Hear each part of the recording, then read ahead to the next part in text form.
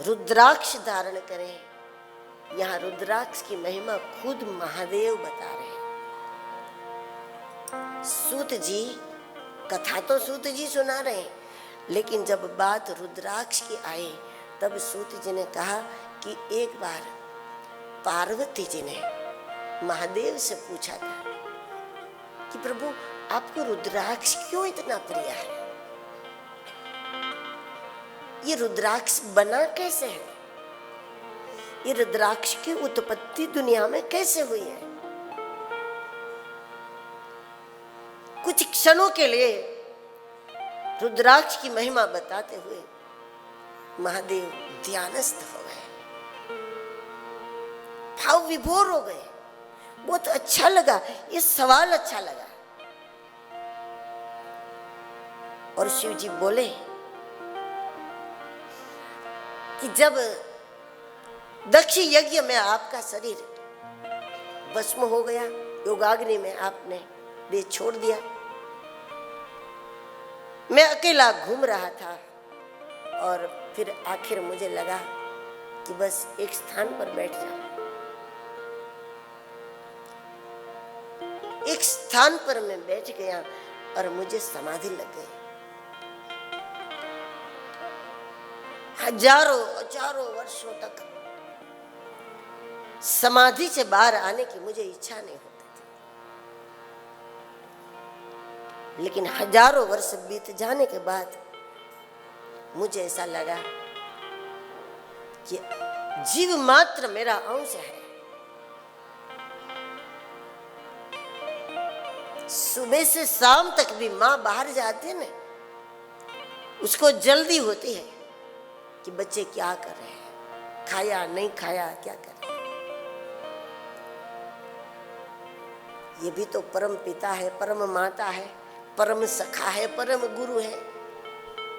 जीव मात्र की याद आई शिव को, और शिव स्वयं बता रहे हैं कि जब मैंने आंखें खोल करके देखा जगत के जीवों को, तब मेरी आंखों में करुणा के आंसू आ गए, दया के आंसू आ गए।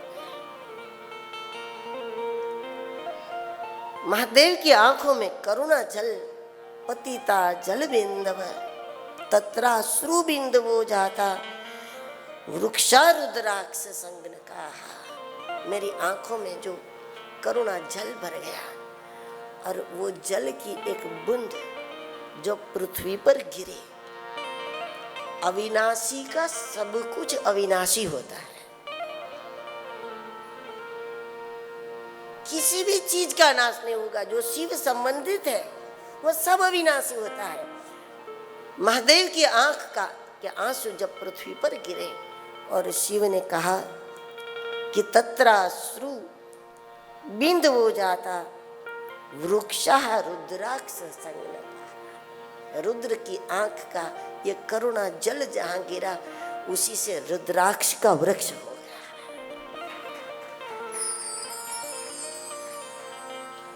कई स्थानों में जहां जहां भी ये बूंद गिरे थे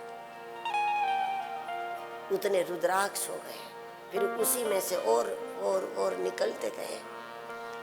और इसीलिए ये शिव की करुणा का प्रतीक है।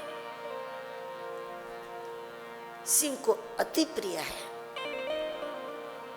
कौन धारण कर सकता है? तो बोले चतुर्वर्णों चतुर्वर्णेभ्य एव च। चारों वर्ण के लोग धारण तो कर सकते हैं। शिव पुराण के अनुसार चारों वर्ण के लोग चतुर्वर्णेभ्य एव च। जिस प्रकार हम रुद्राक्ष को धारण करते हैं, उसकी संख्या के साथ उसकी महिमा है। सर्वा श्रमाणाम वर्णानाम स्त्री शूद्राणाम शिवाग्नया। शिव की आज्ञा है, सब धारण करो। सर्वाश्रमाणाम, सभी आश्रम वाले, ब्रह्मचर्य आश्रम, गृहस्थाश्रम, वानप्रस्थाश्रम और संन्यास आश्रम, चारों आश्रम वाले। और स्त्री शूद्राणाम, जो शूद्र है वो भी धारण करे, महिला है धारण करे, ऐसी शिव आज्ञा है।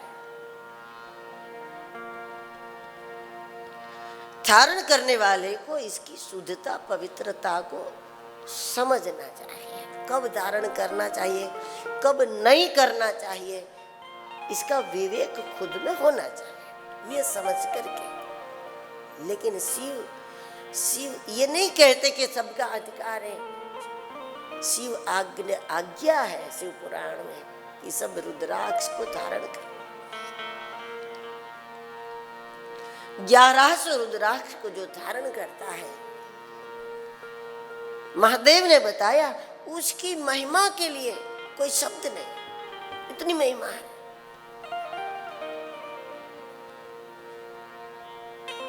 550 रुद्राक्ष लगा करके जो अपने मस्तक पर धारण करे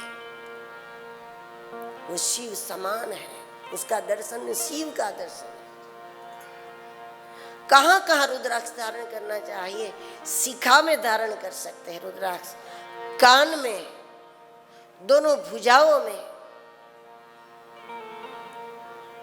फिर हाथ के यहाँ जैसे चूड़ी पहनते हैं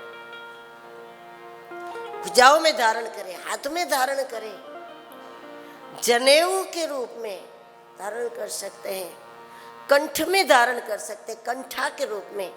32 रुद्राक्ष की महिमा, 32 मणके की कंठा के रूप में, और गले में 108 रुद्राक्ष के रूप में।